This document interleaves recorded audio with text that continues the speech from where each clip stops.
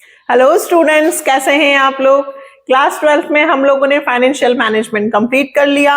अब हम करेंगे फाइनेंशियल मार्केट। दोनों चैप्टर्स कम से कम 15 मार्क्स के हैं, है ना। बिल्कुल नहीं छोड़ना है एक एक चीज, और जो भी मैंने यहाँ लिखा है वो वर्ड्स आपको याद रहने चाहिए, है ना। चलो तो करें स्टार्ट। Financial market. चलो सबसे पहले बताओ, बर्तन बाजार क्या होता है? जहां बर्तन मिलती हैं। कपड़ा बाजार क्या होता है? जहां कपड़े मिलते हैं। तो फाइनेंशियल मार्केट क्या है?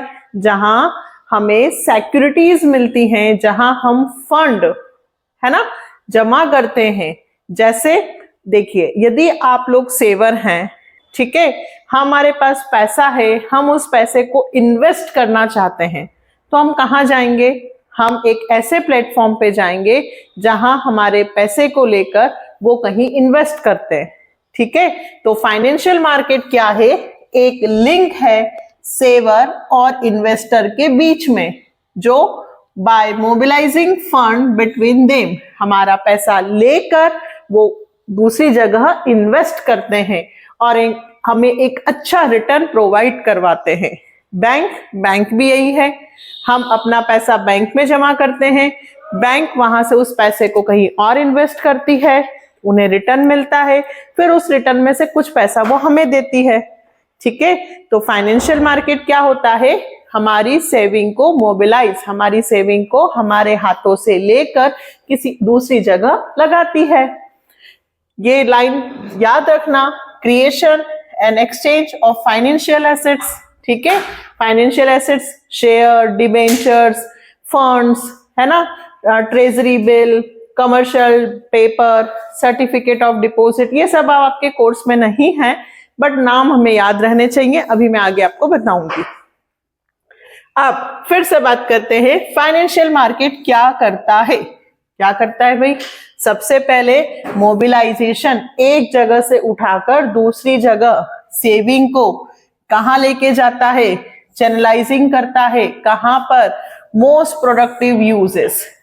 देखिए, हमारे पास थोड़ा थोड़ा जो पैसा बचता है, यदि हम उसे घर में रखेंगे तो वो डबल तो नहीं होने वाला। आजकल बैंक से ज्यादा हम म्यूचुअल फंड्स में पैसा इन्वेस्ट करते हैं। वो अगर हमने 1000 रुपए डाले हैं तो म्यूचुअल फंड 1000 रुपए में से 10 जगह हमारा पैसा इन्वेस्ट करते हैं।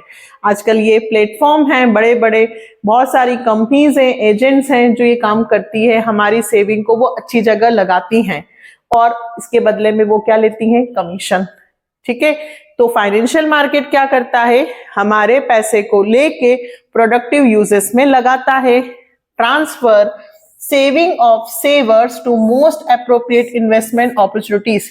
हमें नहीं पता कि कौन सा शेयर मार्केट में अच्छा चल रहा है, कौन सा ग्रोथ करेगा, कहां पैसा कितना रिटर्न मिलेगा, हमें इतना नॉलेज नहीं है, तो हम ये सारी बातें इन पे छोड़ देते हैं, है ना। फिर facilitate price discovery. Financial market सिर्फ केवल हमारे पैसे को दूसरी जगह लगाता ही नहीं है, बल्कि प्राइस भी डिसाइड करता है। कैसे? Demand and supply.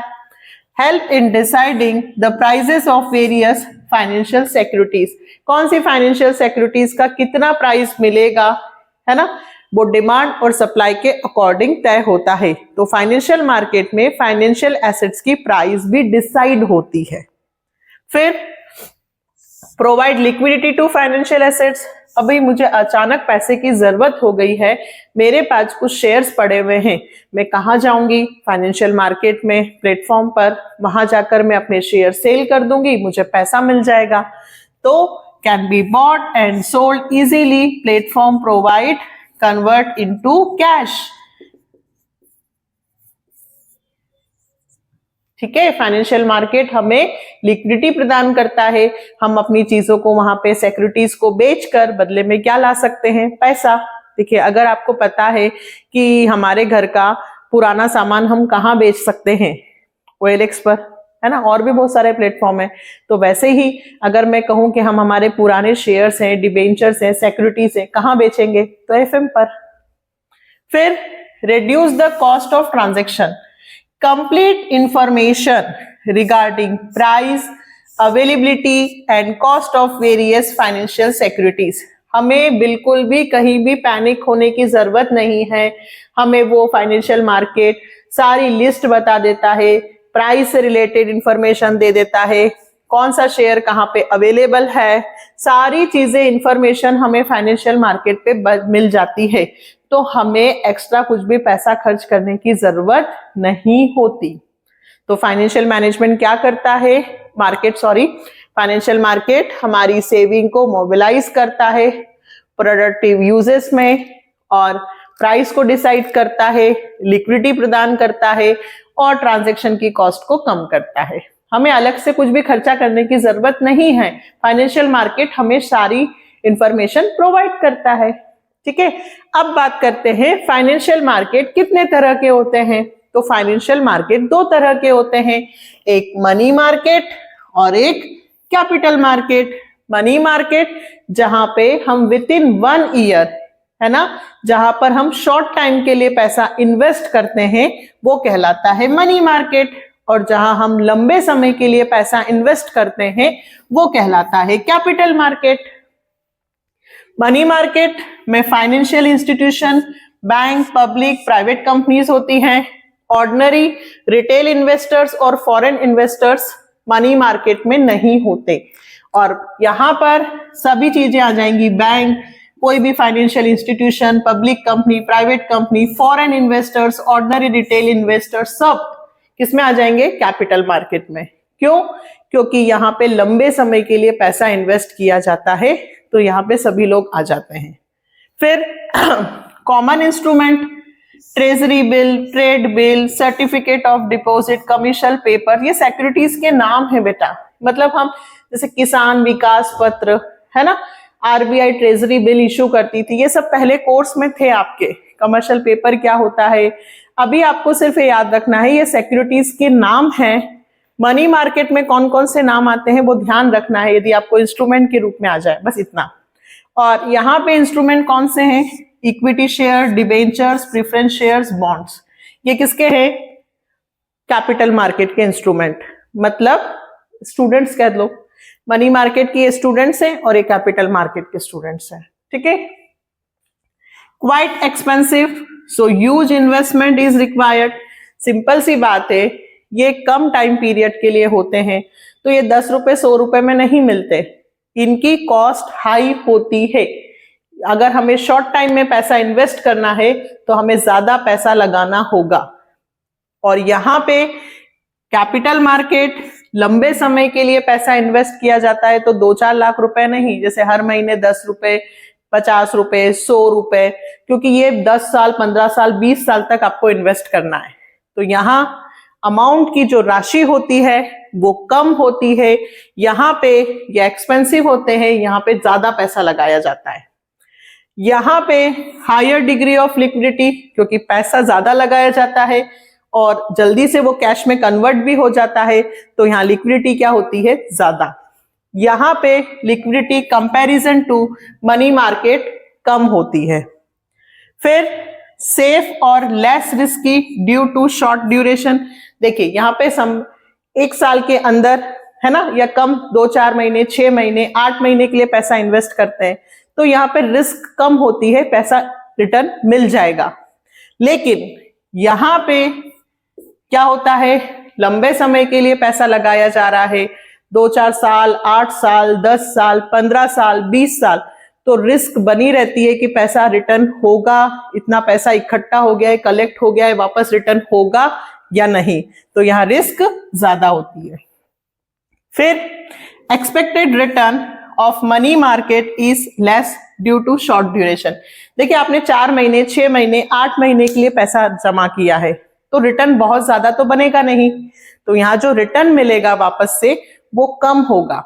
लेकिन यहाँ पर आपने लंबे समय के लिए पैसा इन्वेस्ट किया है, यहाँ पे आपका 2 साल, 15 साल, 20 साल के लिए पैसा, तो आपको जो रिटर्न मिलेगा वो इसके कंपैरिजन में बहुत ज्यादा मिलेगा। किसमें, कैपिटल मार्केट में। क्यों, रेगुलर डिविडेंड भी मिल सकता है, आपने शेयर्स खरीदे हैं, यदि आपने डिबेंचर्स के थ्रू पैसा इन्वेस्ट किया है तो डिबेंचर्स में काफी अच्छा आपको इंटरेस्ट मिलेगा, तो यहाँ इनकम ज्यादा होगी, यहाँ रिटर्न ज्यादा होगा, यहाँ रिटर्न कम होगा। ठीक है, चलो अब पढ़ते हैं स्टॉक एक्सचेंज। चलिए, तो हम लोगों ने पढ़ा मनी मार्केट और कैपिटल मार्केट। अब कैपिटल मार्केट बेटा दो तरह के होते हैं, कौन कौन से? प्राइमरी मार्केट और सेकेंडरी मार्केट। ठीक है, इसी कैपिटल मार्केट को हम स्टॉक एक्सचेंज भी कह सकते हैं। स्टॉक एक्सचेंज है ना, stock exchange BSE Bombay stock exchange, NSE national stock exchange, ये क्या करते हैं? ये एक ऐसा प्लेटफॉर्म प्रदान करते हैं जहां पर हम अपनी सिक्योरिटीज को खरीद सकते हैं और बेच सकते हैं। ठीक है, तो पहले स्टॉक एक्सचेंज पढ़ लेते हैं। स्टॉक एक्सचेंज के क्या फंक्शंस हैं? तो वही बेटा जो फाइनेंशियल मार्केट के थे। स्टॉक एक्सचेंज भी क्या करता है?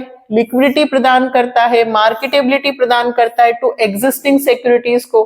देखिए, आप लोगों ने सिक्योरिटीज शेयर्स खरीद रखे हैं, ठीक है, अब आपको पैसे की जरूरत है, आप कहां जाओगे? स्टॉक एक्सचेंज के पास। वहां जाकर वो आपके शेयर्स को, जिन्हें किसी को खरीदना होगा, उनको वो सेल करवा देंगे। ठीक है, बदले में स्टॉक एक्सचेंज के एजेंट कमीशन ले लेंगे। तो स्टॉक एक्सचेंज क्या करता है? मार्केटेबिलिटी प्रदान करता है। आपकी सिक्योरिटीज को, आपको यदि नहीं चाहिए, आपको उनको सेल करना है, तो वो सेल करवाते हैं। फिर pricing of securities, national stock exchange में डिमांड और सप्लाई सिक्योरिटीज के हिसाब से, मान लीजिए किसी कंपनी के शेयर्स कंपनी बहुत ग्रो कर रही है, तो उसके शेयर्स की वैल्यू बढ़ गई, प्राइस बढ़ गई, है ना, तो डिमांड और सप्लाई के अकॉर्डिंग प्राइस का जो डिसाइडमेंट होता है वो स्टॉक एक्सचेंज पर आप देख सकते हो, वो भी एक फैक्टर होता है प्राइस डिसाइड करने का। फिर safety of transaction, stock exchange में जितनी भी सिक्योरिटीज होती हैं वो गवर्नमेंट लिस्टेड होती हैं, वहां पे धोखाधड़ी की संभावना बिल्कुल ना के बराबर होती है, तो ये अपने ट्रांजैक्शन को सेफ्टी प्रदान करते हैं स्टॉक एक्सचेंज, है ना। फिर यहां मैंने लिखा भी है, assurance to investor that their investment can be converted into cash whenever they want, है ना, जब भी हम चाहते हैं कि हमारे पास पैसे की जरूरत है और हम अपनी सिक्योरिटीज को बेचना चाहते हैं, तो स्टॉक एक्सचेंज जब भी हमें पैसा चाहिए विद इन 24 आवर्स, कभी भी रात को 12 बजे आपको लगता है कि मुझे पैसा चाहिए, आप कर सकते हो। कंट्रीब्यूट टू इकोनॉमिक ग्रोथ, देखिए यहां पे यदि हमने पैसा लगा रखा है और हमें पैसे की जरूरत है तो हम डिसइन्वेस्टमेंट कर सकते हैं। यदि मुझे लग रहा है कि इस कंपनी के शेयर और ग्रो कर रहे हैं और मुझे अभी पैसा इसमें इन्वेस्ट करना है और ज्यादा इन्वेस्ट करना है, तो मैं री इन्वेस्टमेंट कर सकती हूँ। ये सारी चीजें हम कहाँ कर सकते हैं? स्टॉक एक्सचेंज पे। फिर स्प्रेडिंग ऑफ इक्विटी कल्ट, मतलब ये सिर्फ केवल बाइंग एंड सेलिंग ही नहीं करता, बल्कि ये नए नए इन्वेस्टर्स खोजता है और कस्टमर्स को इन्वेस्टमेंट का बारे में बताता है, अवेयरनेस करता है, एजुकेट करता है कि आप अपने पैसे को घर ना रखें बल्कि यहां लगाएं, आपको इतना पैसा रिटर्न मिलेगा। ठीक है, कौन? Stock exchange. और प्रोवाइडिंग स्कोप फॉर स्पेक्यूलेशन, देखिए हमने देखा 2 घंटे पहले कि शेयर्स की कीमत 2880 रुपए है और 2 घंटे बाद देखा कि इसकी कीमत 3500 हो गई। ठीक है भाई, अभी 2 घंटे में ही इसका शेयर की वैल्यू बढ़ गई, चलो बेच देते हैं। मतलब खरीदना बेचना 2-2, 4-4 घंटे, 10 मिनट में, 15 मिनट में कहीं भी शेयर्स की वैल्यू बढ़ सकती है, कम हो सकती है। तो एक फेयर स्पेक्यूलेशन हमें प्रदान करता है स्टॉक एक्सचेंज। आपको लगता है कि आपके शेयर की वैल्यू बढ़ गई, आपको बेचना है, आप इमीडिएटली बेच दो, एजेंट को बोलो वो बेच देगा। तो कहने का मतलब है कि एक फेयर स्पेक्यूलेशन प्रदान करता है हमें स्टॉक एक्सचेंज। ठीक है, बहुत इंपॉर्टेंट है, जो फाइनेंशियल मार्केट है वही स्टॉक एक्सचेंज भी तो है ना। लेकिन स्टॉक एक्सचेंज में खरीदना और बेचना एग्जिस्टिंग सिक्योरिटीज थी, है ना, यानी कि सेकेंडरी मार्केट। यहां पर यदि हम फ्रेश न्यू सिक्योरिटीज, नए शेयर जो कंपनी द्वारा बेचे जाते हैं, तो वो कौन से मार्केट में बेचे जाते हैं? प्राइमरी मार्केट में। ध्यान रखना, जब नई चीजें बेची जाती हैं, कंपनीज के द्वारा नए शेयर्स बेचे जाते हैं, तो वो कैपिटल मार्केट में कौन सा मार्केट कहलाएगा? प्राइमरी। कैपिटल मार्केट कितने तरह के होते हैं? 2 तरह के, एक प्राइमरी मार्केट और एक सेकेंडरी मार्केट। प्राइमरी मार्केट जहां पर क्या होगा? नई शेयर्स, नई सिक्योरिटीज कंपनी द्वारा लॉन्च की जाती है। यहां सेकेंडरी मार्केट में जो ऑलरेडी यहां ये इन्वेस्टर्स खरीदते हैं, जैसे कि मैं आपको बताऊं चोर बाजार, है ना, या ऐसा बाजार जहां पे पुरानी चीजें खरीदी बेची जाती हैं, वो सेकेंडरी मार्केट। जहां पे इन्वेस्टर्स को लग रहा है कि उनको अपने शेयर सेल करना है और कोई इन्वेस्टर है जिसको वो परचेस करना है, तो पुराने शेयर्स को खरीदा बेचा जो जाता है वो सेकेंडरी मार्केट में है। अब यहाँ पे डायरेक्टली शेयर्स कौन इश्यू करता है, कौन सेल करता है, कंपनी। और यहाँ पे सिर्फ कौन मिलेंगे आपको प्राइमरी मार्केट में, खरीदने वाले। यहाँ पे सिर्फ सिक्योरिटीज को खरीदा जाता है, कंपनी है, कंपनी नए शेयर इश्यू कर रही है और आप खरीद रहे हैं, तो वो कौन सा मार्केट होगा, प्राइमरी। और यहाँ पे खरीदना और बेचना दोनों चलेंगे, ठीक है। यहाँ पे कंपनी ने जो शेयर्स दिए उसके बदले में कंपनी के पास पैसा आता है, डायरेक्टली कैपिटल फॉर्मेशन होता है। और यहाँ पे पैसा कंपनी के पास नहीं आ रहा है, यहाँ पे दो लोग हैं, एक ने शेयर्स खरीदे हैं, एक ने शेयर्स बेचे हैं, तो आपस में। लेकिन हाँ, कैपिटल फॉर्मेशन तो यहाँ पे भी एक ग्रोथ तो हो रही है, पैसा एक्सचेंज तो हो रहा है, लेकिन कंपनी के खाते में डायरेक्ट पैसे नहीं जा रहे हैं। फिर नो फिक्स ज्योग्राफिकल एरिया, ठीक है। नए शेयर्स कंपनी किसी भी प्लेटफॉर्म पर बेच सकती है, इसके लिए कोई ज्योग्राफिकल एरिया फिक्स नहीं है। लेकिन पुराना सामान कहाँ बिका जाएगा उसकी फिक्स जगह होती है और फिक्स्ड वर्किंग आवर होते हैं। तो सेकेंडरी मार्केट की फिक्स जगह होगी, फिक्स लोग ज्योग्राफिकल एरिया है, वर्किंग आवर्स है, जहां पर आप अपने पुराने शेयर्स को खरीद सकते हो या बेच सकते हो। फिर prices fix by company management, simple सी बात है, कंपनी शेयर्स को इश्यू कर रही है तो कंपनी ही डिसाइड करेगी कि शेयर की वैल्यू क्या होगी, सिक्योरिटीज की वैल्यू क्या होगी, कितना प्राइस रखना है। लेकिन यहाँ पर डिमांड और सप्लाई, ठीक है, 10 लोग हैं, ये भी खरीदना चाहता है, ये भी खरीदना चाहता है, उसके अकॉर्डिंग सिक्योरिटीज की प्राइस तय होती है। तो यहाँ पे प्राइस डिसाइड करने के दो फैक्टर्स होंगे, डिमांड एंड सप्लाई, ठीक है। पहले फाइनेंशियल मार्केट दो होते हैं, मनी मार्केट और कैपिटल मार्केट, है ना, शॉर्ट टर्म लॉन्ग टर्म। फिर कैपिटल मार्केट में दो होते हैं, प्राइमरी और सेकेंडरी, ठीक है। स्टॉक एक्सचेंज, स्टॉक एक्सचेंज क्या होता है, एक ऐसा प्लेटफॉर्म जहां पर हम ये खरीदना बेचना कर सकते हैं। चलिए एक पॉइंट और पढ़ते हैं, डीमटेरियलाइजेशन। देखिए स्टॉक एक्सचेंज, इसके आगे वाले वीडियो में, सेकंड वीडियो में मैं आपको सिखाऊंगी कि शेयर्स को जब हम सिक्योरिटीज को खरीदते हैं तो क्या प्रोसेस होती है, और सेबी, ये दोनों मैं उसमें रख रही हूं, और डिपोजिटरी। अभी फिलहाल डीमटेरियलाइजेशन क्या है, तो भाई पहले जब हम शेयर्स खरीदते थे तो हमें डॉक्यूमेंट मिलते थे, पेपर्स मिलते थे। यदि हमने 10 कंपनियों के शेयर्स खरीद रखे तो हमें 10 कंपनियों के शेयर्स के डॉक्यूमेंट संभाल के रखने।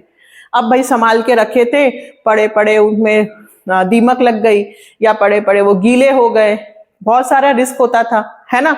लेकिन अब ऐसा कुछ नहीं होता है।